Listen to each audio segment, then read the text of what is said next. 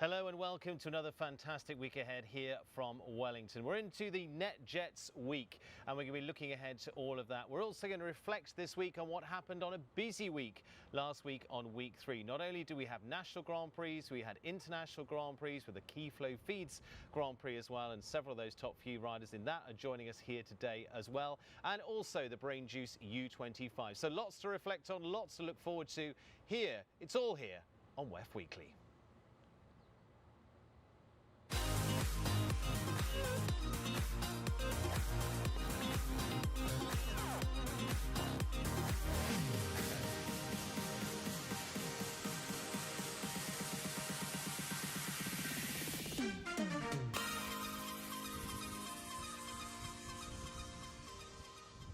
Well, you join us as we set up for week 3 NetJets week here in Wellington, and looking forward to a little bit of everything this week from the 4-star competition. So that means we're moving up in prize money, and if we take a look around, there are some serious combinations getting ready to do battle this week as well. Also 2-star week this week as well, and the Florida Coast Equipment 2-star series of classes here. We've got a lot going on with the Hunter Rings as well, and of course dressage has been well underway too in the previous weeks as well. Looking forward to what's going to be for that, for Nations Cup and World Cups to come there too. So a lot on this week as we look forward to that, and a thank you to all of those joining us here for the Winter Equestrian Festival once again. Our thanks to NetJets, of course, that have been bringing us this week, and we'll be jetting in and taking off with a whole long list of great performances to look forward to here. So thanks to NetJets once again. They're wonderful to have on board, and with your private journey problems all solved by them as well. They transform you from routine to the remarkable, and NetJets is the pinnacle of luxury enjoyed by the world's most discerning travellers. You can find out more at their website netjets.com. And of course our streaming each week is brought to you by Dodd Technologies, huge influence on the sporting world as well, with their involvement from creative design and technical support from everything from the NBA through to of course the NFL as well, and the FEI World Cup finals. And each week we bring you the WEF Weekly in conjunction with the USCF Network and US Equestrian as well. So thanks to all of those involved this week and each week of the big competitions here in Wellington. Well, what's coming up? We're going to be looking ahead to, say, the NetJets Grand Prix, but also wrapping up what happened last week as well with the Key Flow Grand Prix, with success there for Richard Vogel, and also on the $50,000 National Grand Prix as well, with the win there for Rodrigo Pessoa, and to add to the list too of that Brain Juice U25 Grand Prix. And Natalie Dean is going to be joining us here in the studio to talk about that as well, as she had the success in the first running of the season 2 of that series as well. So that leads me nicely to say a very good afternoon to my guest here, and as I alluded to there, Natalie Dean. Natalie, good afternoon. Good afternoon. Big week last week. Yeah, it was pretty good. Good start to the season. Nicola Philippaerts, top 3 into last week's 3-star Grand Prix, but it's just the start of the season for you, isn't it? Hopefully it's a good start. Very good start. And Cathleen Driscoll. Kathleen, lovely to join us here. You had a fantastic season last year, and you've started well this year. Top 3 into the Grand Prix as well last week. Yeah, it's always good to be on the podium, and hopefully we can move on up a little bit. Getting the engines going for the week. So, Natalie, let's come to you first to reflect on that Brain Juice U25 Grand Prix. But of course, you're going to be competing right the way across our list of classes through the internationals, through to the 5-star as well this year. You've got all of that covered, which is great to see. But we're going to take a look at your round as well from that U25 Grand Prix too. For you, tell us a little bit about it. .com getting to the top once again. Yeah, so my mare.com, I've had her for 4 years now. She's very fast and competitive in these classes, so I knew I had a good shot. I think there were 14 or 16 in the jump off, so yeah. I knew I had to kind of take a little bit of all the risks. This line was a little bit dicey. I did 8, but I wasn't quite sure she was going to pick up on 8, so got a little dicey, but she was very good there. And then I sort of knew once I got away with that, I just needed to kind of bring it home, and she's so competitive in those classes, and she's really just a winner at that level. A little bit different there out on the field. What was it like? Yeah, it's the footing was amazing. It rained quite a bit the week before, but I think all the riders were impressed with the footing. It wasn't wet at all, I don't think, and I think the horses like jumping out there, and I'm hoping that they'll be able to keep it in the future. I know that there's some talk of getting rid of it, but it's a great field. It's a great field out there. And for you, of course, it's been an amazing 12 months there as well. We're talking U25s. You're what, 24 years of age right now? 24, yeah. You had to think about that. Yeah. Natalie, I mean, last year, we'll come on to this more later, but it included competing on the teams right the way through to Aachen as well. Has that helped you now? You come into those U25s and say, yeah, I've got this. I think so. I mean, I think having a competitive horse like that, those divisions are always very fast. But I think .com is so competitive in that level, and I think for me to go in there, if I don't ride well, I'm not going to win. But I think I know I have a good shot of winning on her, so it gives me a lot of confidence. And swinging it the other way round, the experience that you've got in those U25s, having come up through those, to then go on to the US team has got to be a help as well. Yeah, I think it's a great pathway that the US has that series for us. You get to jump on the grass, you get to do a team event, you get to jump under the lights. I think, especially for younger horses, I think it's a great series. I did that series on .com as an 8-year-old, so she's still doing it all those years later, but I think it's a great series for both young horses and for young riders. Well, good start, but it is a season run series, so it's step one. Yeah. Good to see you get a great start there. Nicola Philippaerts, over from Belgium, as you have been for the last few seasons here. Great to see you. You've been highly competitive, of course, in the 5 stars we've seen before. Very good year last year for you too. You won the 5-star Grand Prix in Le Bourg, top 10 at the World Championships before that. Back here in Wellington, we were top 3 last Sunday into the Grand Prix there as well. You finished in 2nd spot with Derby de Riverland. We're going to take another look at your round as well, and we're going to talk a little later about the man who won, but let's reflect on your round first. Derby de Riverland, talk to us about that horse. Well, I think Derby is a fantastic horse. Actually, it was Thibaut, he produced it. He put a lot of time and effort in it. The last years he was 2nd in the European Championships, young riders. And then we swapped rider beginning of or halfway last year. And it's been a fantastic horse for me. He won a few good classes and he felt great last week as well in the Grand Prix. Only I couldn't beat Richie. He was 2nd and a half quicker than me, but I think he's a really good horse. He'll be showing this week as well, and I think it's very promising for this year. You mentioned Thibaut in there. That's your brother. That's my younger brother. Yeah. We'll talk about the family a little later because it's starting to get a wider web. Let's talk about this round and Derby's success here. Well, I think Derby jumped very well. Richie was just in front of me, so I could see a little bit his jump off, which was crazy fast, and I just tried to give it everything.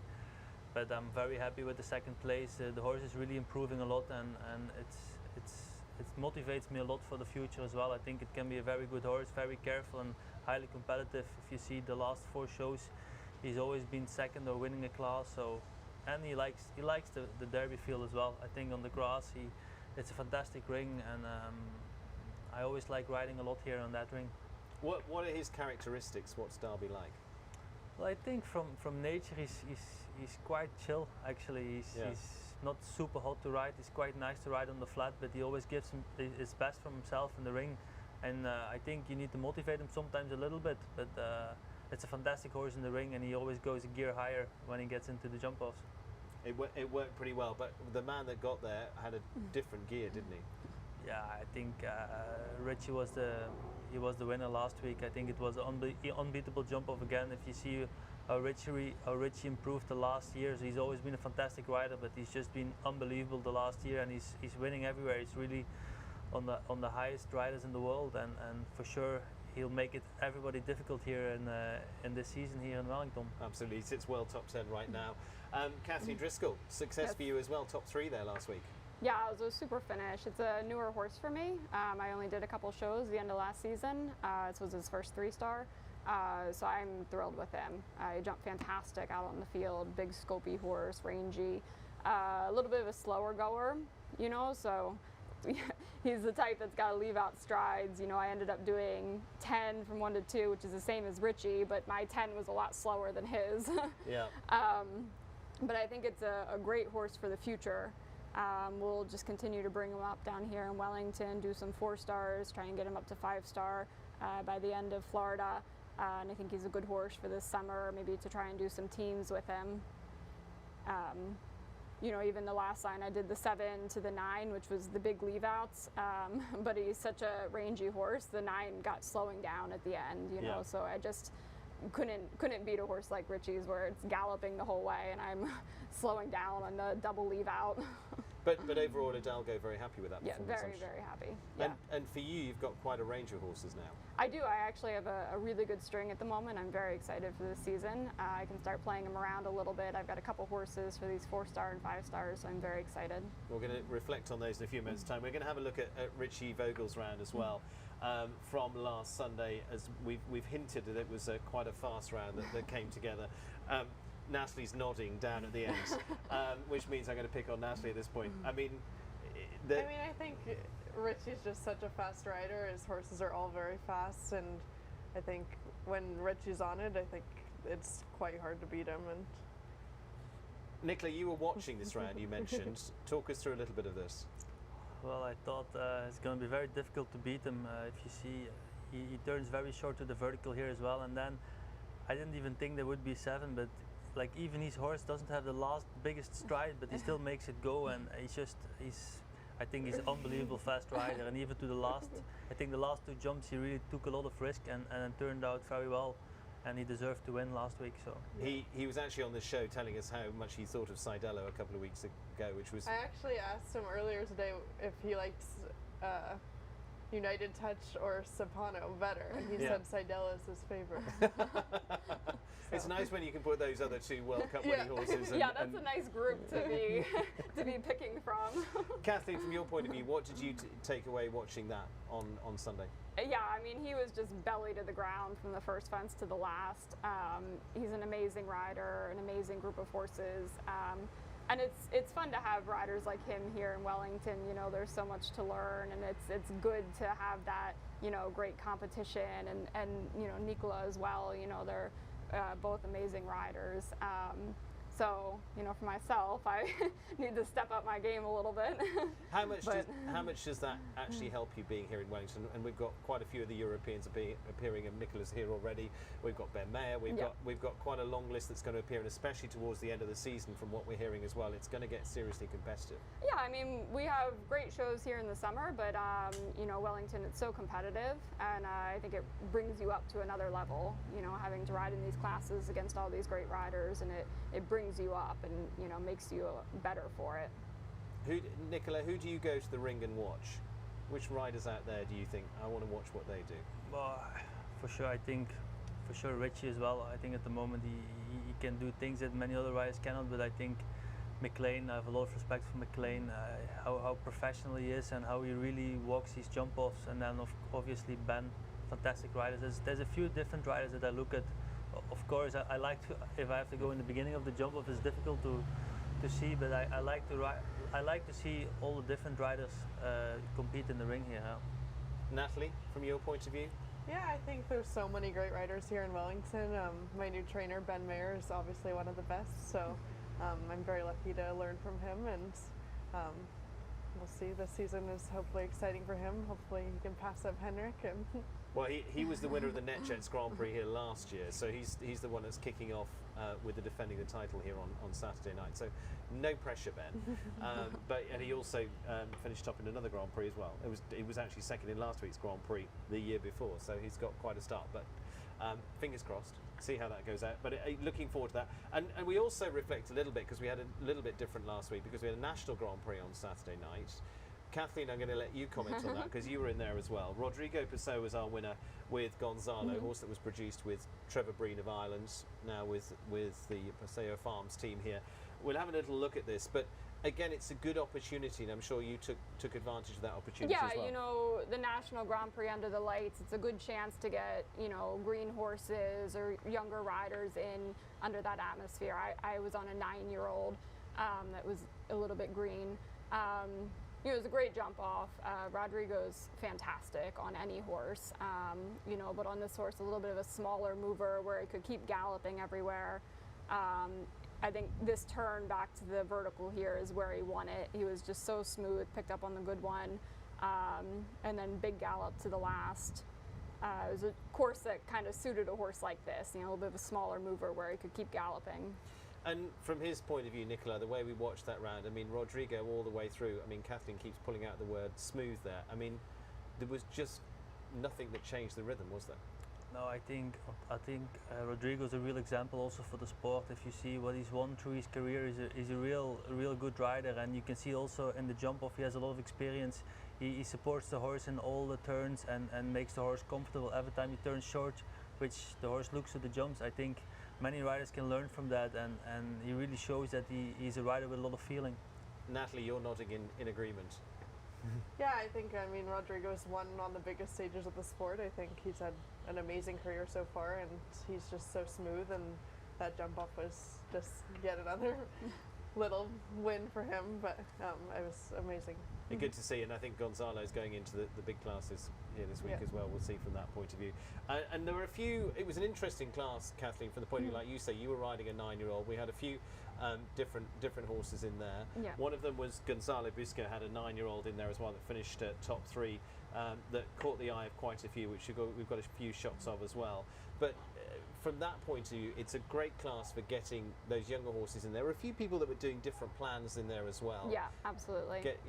Sid Shulman was getting back in there after having not ridden under the lights for a while. Here's a little look at Gonzalo's horse. Cristiano Obolensky, which I'll come to Nicola into a moment about Obolensky horses. But from your point of view, what did you make of it? Yeah, I watched this horse jump. Fabulous horse, careful, scopy. I think definitely a horse for the future. And yeah, what a nice class to bring these young horses out and get them in this atmosphere and under the lights and give them confidence before they have to see the proper big tracks later on in the season. Nicola, from your point of view, Cornet Obolensky, the sire of that one, we saw back a few years ago competing back in Europe, has definitely created a lot of big ones in the next generation. I think if you see how many horses Cornet Obolensky gave, it's fantastic. They all have a lot of quality. I think many horses have a little bit their own way of jumping, but if you can see Cornet Amour with Daniel Deusser was an unbelievable mare, and there's plenty of examples. I think the horse really helped our sport producing new horses and modern horses, so I think he's been very good for us. You've got several top horses at the moment, including Katanga that you've done so brilliantly with, from World Championship top 10 in there, say Le Bourg Grand Prix last year. How's her breeding, and what do you sort of favour? Well, she's by Cardento. Cardento, then Tornado. Tornado's Darko. I think she's a real Cardento mare. I really had to adapt to her in the beginning when I got her. I was struggling a little bit in the beginning because she has a special character, but she's a fantastic mare. She has a lot of scope, super quality, and I think it's the best horse I've had so far. She's been fantastic. I also have her here. She's going to start a little bit later in the season, but she's my main horse at the moment. And she gives you plenty of confidence coming in here, I'm sure. I'm sure. She's been here now. It's the 4th year she's here, so she knows a little bit the place, and she likes it here. She likes to be under the sun, stand a bit in the field, and she's been jumping good the last years here. Yeah, and looking forward to that. And Natalie, let's comment on the horses coming through there, because you've got a wonderful string of horses in there at the moment, from Akota through to .com we saw in the U25s. But give us a little rundown of what's at the top at the moment. Yeah, I mean, Akota M is probably my top horse at the moment. She's such a fighter. She's so small, but I've done quite a few big things last year. She jumped the Nations Cup in Aachen and had a few good Grand Prix finishes here last year, and she's 11 this year, so she's more experienced, and I hope this is a good year for her. Yeah, I seem to remember you finishing well in one of the big 5-star Grand Prix pretty early on in the season as well. Yeah. How much did that set you up? Yeah, I think it gave me a lot of confidence. She was quite green at the beginning of last year, and I think we were 4th in the first 5-star here last year, so for me to kind of have that result under our belt and just really prove that she can do it, and I think she's one of the best horses in the world. So. And how important is it to get a good start here in Wellington, and how much does Wellington play a part in your season, if you like? I think Wellington is a big start, but again, it's a long season, so I think we kind of have to pick and choose the weeks and try not to burn the horses out too much. I'm very lucky that I have a big group of horses, so I can still show every week and try not to use them up too much, but I think it sets the tone for your year, and then hopefully you can build off that in the summer. All about the management from that point of view. Let's talk about a few more of those rounds in just a few minutes' time. We're going to reflect as well, of course, on another part of what is a consistent part of the jumping here in Wellington. That's the AMA's 150 series as well. And as I say, we're going into week 3, so we were already running down a few of those, and it's been looking good for the likes of starting off with the likes of Jandana and so forth down that list, and seeing a whole list of them that will be playing a big part of that over the next few weeks. So that's again going to be a part of this week as well. So looking forward to that. That's going to be our traditional Sunday class, as we'll see through those big 4- and 5-star weeks too. So looking forward to that with the likes of Keane O'Connor up in our top few too. So plenty to move around in that series yet. We see the final of that on the Saturday night on week 11, so make sure you tune in for those. We'll also be streaming those each time as well, with live streaming brought to you by Dodd Technologies each week. So let's talk to you 3 riders. Let's get a little bit of background for all of those at home. Nicola Philippaerts, let's start with you, because you say you head over here from Belgium. Yeah. How many years have you been coming here now? So this will be my 4th year here. Yeah. You enjoy the sunshine, obviously. No, I mean, I like it. For us as Europeans, it's also nice once to come to the different side of the world, to see some different people, and it's different sport also here. I think our sport is becoming so global, so you have to be a little bit everywhere, all over the place, and I liked it here the last 4 years, and that's why we keep coming back. For you, I talked to Natalie there about the setup for the season. Katanga is one of those horses you said has been back here and back here. Yeah. It plays a part in that structure for the season, doesn't it? No, I think for sure it's always a good start of the season. I always try to take also some younger horses with to get to know a little bit the place here and give them experience here in Wellington. But Katanga, she comes back every year, and also because she likes it here, she gets in a good form, and it's a good start of the season. You mentioned Katanga in there. You also mentioned the breeding of Darko in there. Which yeah, a little bit further away, yeah. Which brings me nicely on. Of course, that was the horse your father rode to win World Cups and be a part of championships as well. Yeah. For those that are not aware of the Philippaerts clan, give us a little rundown of the spider web, because you're not. Most of you will know you for the twin brother Olivier. Yeah. But there are more. Yeah, for sure. Like, to be honest, I have to thank everything to my father. He's been in the sport for 45 years. He's done 4 Olympic Games, 6 World Championships, and he made our stable as it is, as big as it is now. I think we have about 185 horses. I have 3 brothers, 1 twin brother, Olivier. We've been competing for many years together. We did championships together, and then we have 2 younger ones, Thibaut and Anthony. They're a little bit younger, but they're very motivated, and they really push us to. They really keep pushing us to not fall behind, and I think it's very nice to have some younger brothers that keep pushing us and hopefully to ride together on a team one day. Well, and for you, back at Christmas, there's a big show back in Europe that most are aware of called Mechelen, which takes place over between there and Christmas and New Year. Yeah. And the Philippaerts family had quite the time there, didn't you? Yeah, for sure. The World Cup in Mechelen for us is a highlight of the year. It's for Belgian public, for sure. As a Belgian rider, you really want to do your best. And Thibaut, he won a big class. I won the Masters. We had a very good result in the World Cup. I think it was a very good finish of the year. But now this year is a new year, so we try to go with a good start, and so far everybody's going well. And for those that have been following through, your father Ludo has been driving that. He himself, as you mentioned, Olympics, World Championship, he basically stopped riding at one point and said, okay, you guys carry on. Yeah, to be honest, and then sort of stepped down and he's back again. Yeah, to be honest, he's done the sport for a very long time, and then in the end we were riding with 3 riders on the highest level, which was not so easy to find enough horses. So he did a little bit of a step down for a few years, and then it was itching a bit, so he wanted to ride a bit again. But I think he's riding different now. He enjoys it a lot more. He does it a lot for fun. He likes to produce young horses, and he also rides some of my young horses when I'm gone now. I think it's fantastic if he can ride your horses and produce them. He really enjoys it. He's done it his whole life, and I have a lot of respect for that. And for you, the whole family, I mean, there's not just you, Peter Clemens is your cousin, Uncle Johan, etc. It's not quite the Whittaker spread, but it's not far off. No, not yet, but maybe we're also a little bit younger. I think our family is a real horse family. We've been in it. Everybody rides nearly with the horses, like you say. My cousin rides also on a very high level, and it's what we love to do, and it's a nice family like that. And going for the sports psychology question, you've all done very well in it. Do you think that is something that's literally in the genes, or you think that is the fact you are brought up with it from day one?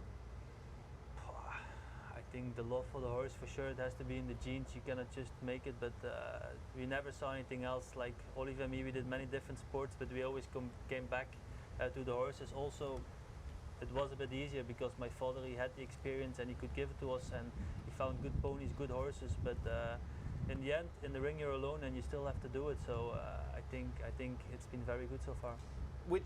From that point of view, and we talked a little bit about this in the last couple of weeks, when you're out there in that arena that's right behind us right now, when it's not sunsetting and it's a nice calm evening, and you're out there on a Saturday night, does it feel lonely out there? What's going through your head? Do you feel very much like everybody's eyes are on you? And I mean, you've obviously got used to it now, but to be honest, you try not really to think about it when you go in the ring. You really have to focus on the course. The tracks are quite big here, so you have to focus. On Saturday night under the lights, I think it's a fantastic atmosphere here in Wellington, and we like it to come back, but I think it's very important to focus, to go in for sure. Once the course is finished, you look around yourself, and to be honest, it's a very nice feeling if you can go into the ring, and for sure if it goes well. Kathleen, from your point of view, you're getting out there for those big nights on a more regular basis as well. We're going to see a little bit of you in Traverse City as well. Last season, because in 2023 you pretty well stormed it there.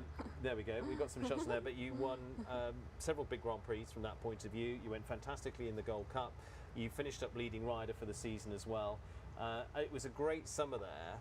What was that a sort of result of, do you think? Yeah, so I'm still relatively new to these higher levels. I jumped my first FEI classes just about 2.5 years ago.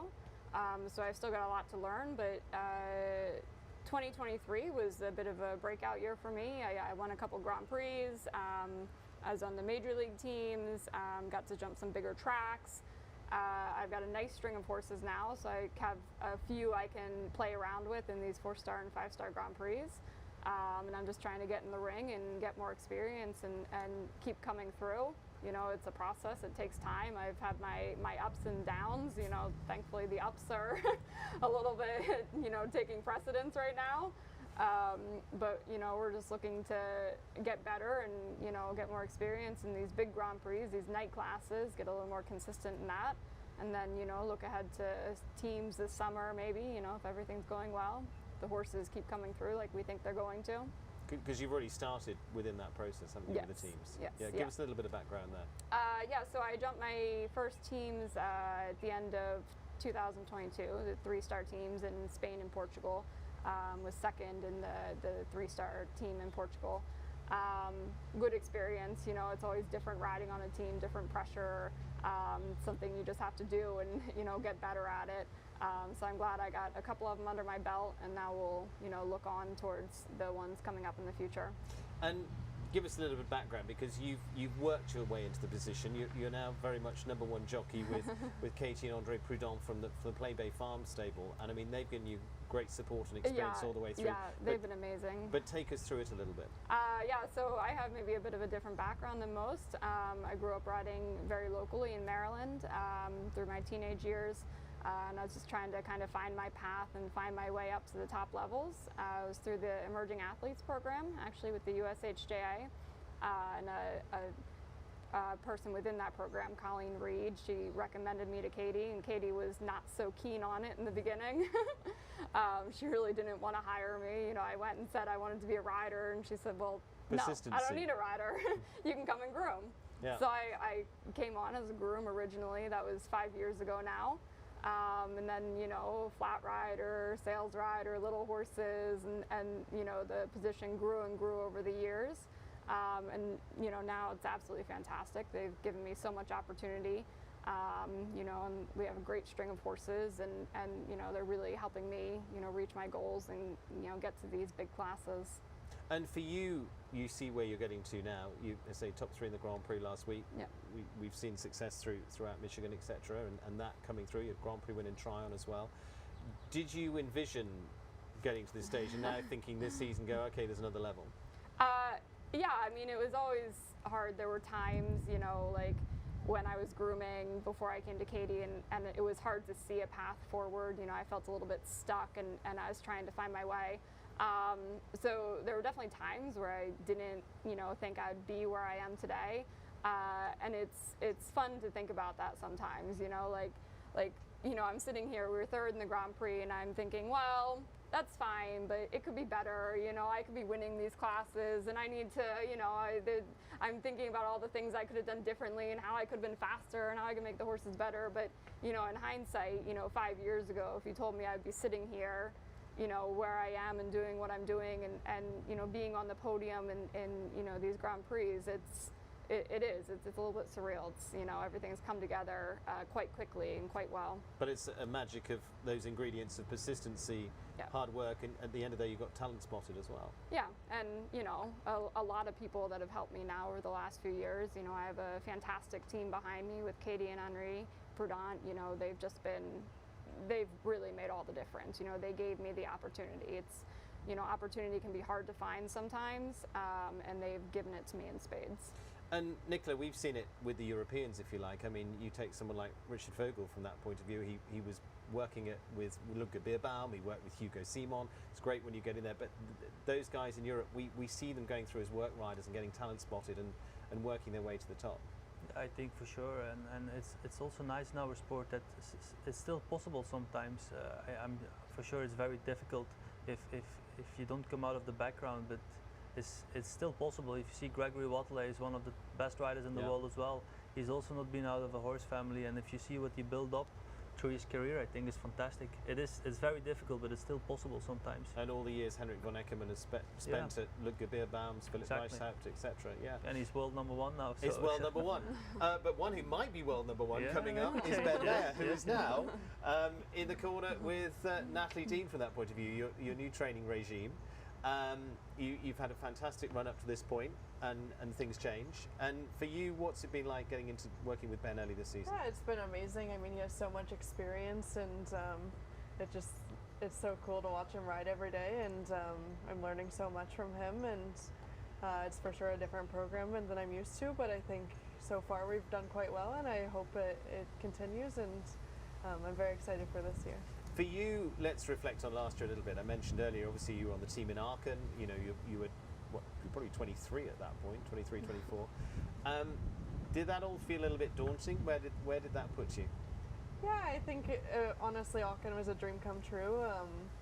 I sort of last minute got called onto the team, and Thursday night doing the Nations Cup there, and then Sunday jumping the Grand Prix.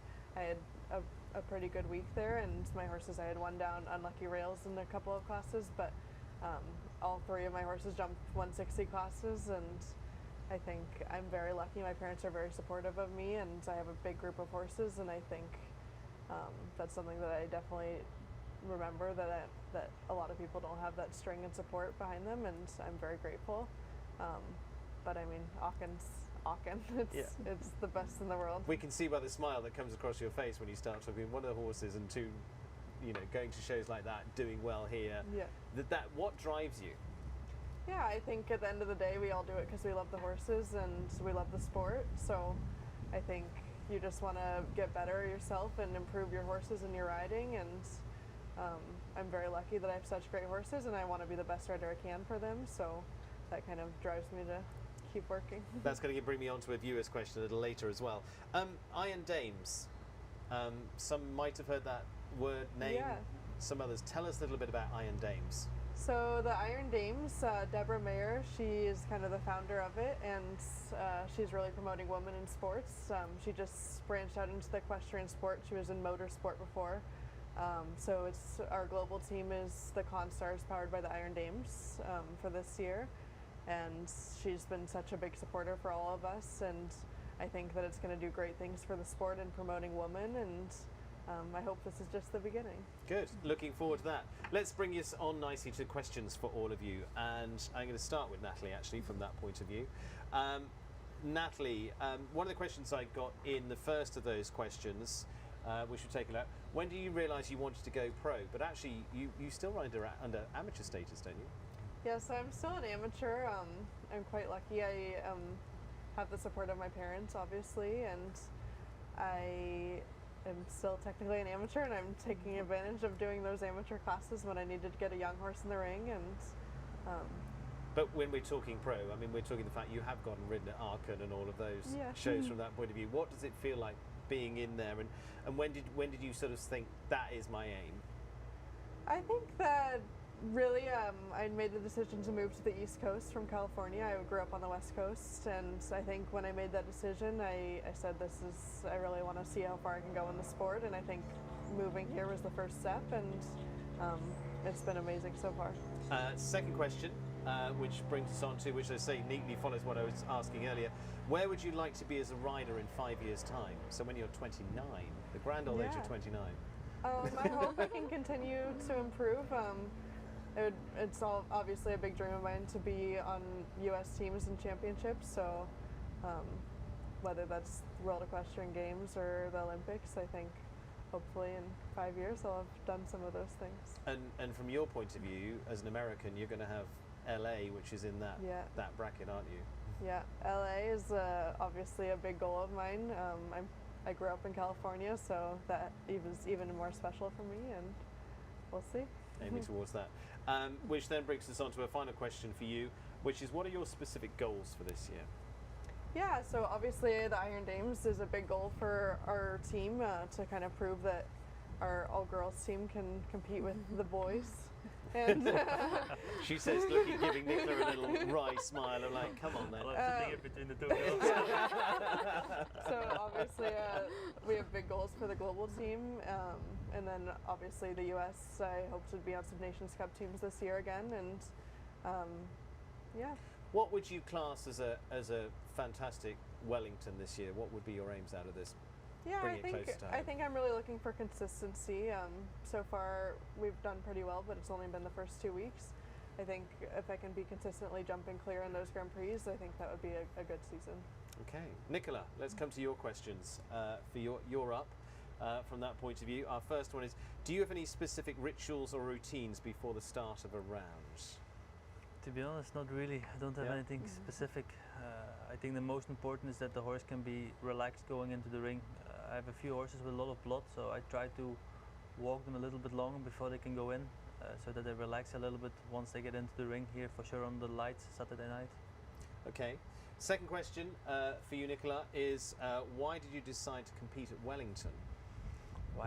We touched on this a little bit earlier. I think we decided a few years ago to come over here, and it's been good for us.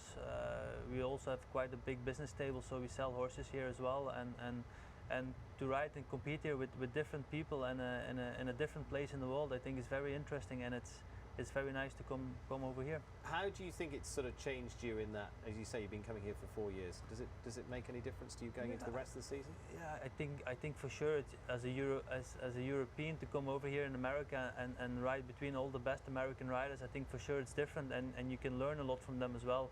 I was lucky to have had once a few lessons from McLean, which are very interesting, and I think every good rider all over the world can teach you very good things. So I think it's very nice to be here.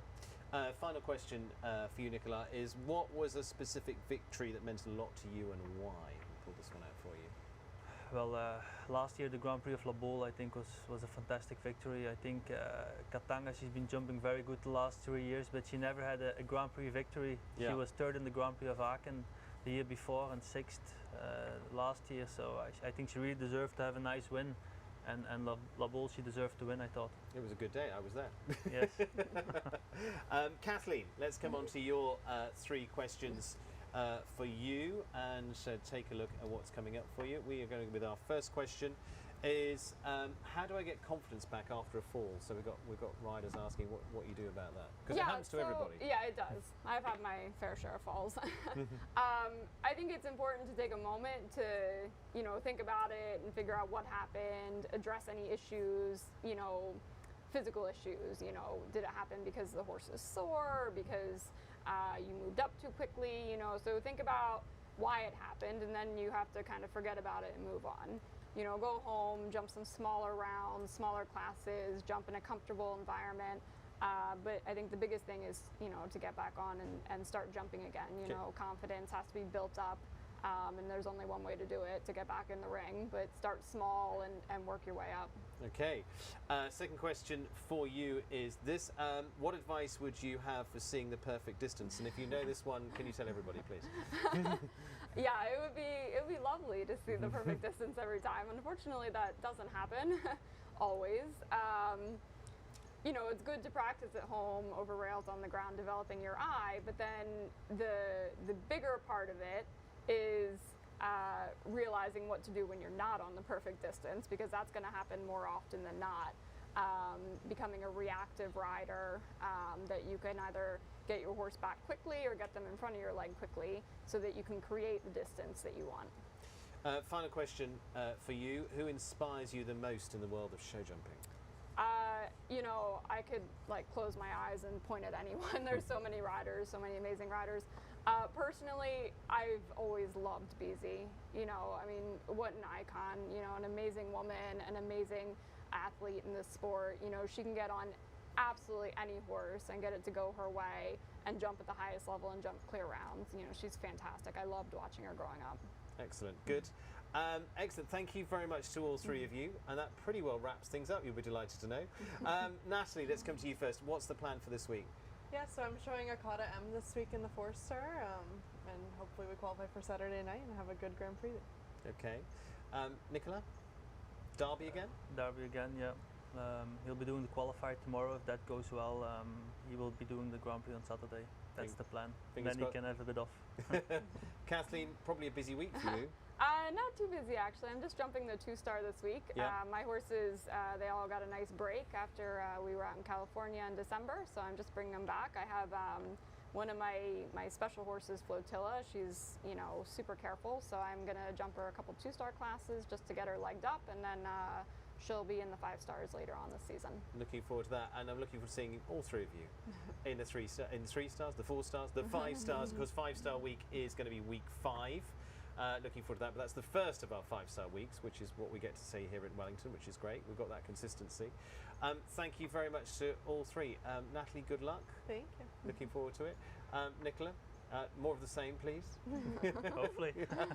And Cathleen, looking forward to seeing you in the 5 stars as well, and good luck this week as well. Thank you. Good, good. Thank you to all three of my guests here. As I say, it's going to be a busy week here in Wellington once again. Thank you to everybody here on WEF Weekly, and of course, as I say, we're going to be bringing you lots of classes throughout the week, and I will be joining you on Saturday night to bring you the NetJets Grand Prix, and Danny Wilde will be with you for the qualifiers and for, of course, the MS Series classes as well throughout the week. Our thanks to NetJets, our Grand Prix sponsors here this week as well. We will see who is going to be in the takeoff position come the end of the week and has rocketed up into the sky as the #1 in the NetJets Grand Prix. Good luck to them. As I say, Ben Mayer was the winner here last year from that point of view. Thanks to them. As I say, also the sponsorship of that long list of wonderful classes throughout the week, 2-star and all to come up. Thank you very much for joining us, and look forward to seeing you all throughout the week here in Wellington. Thank you for joining us here on WEF Weekly.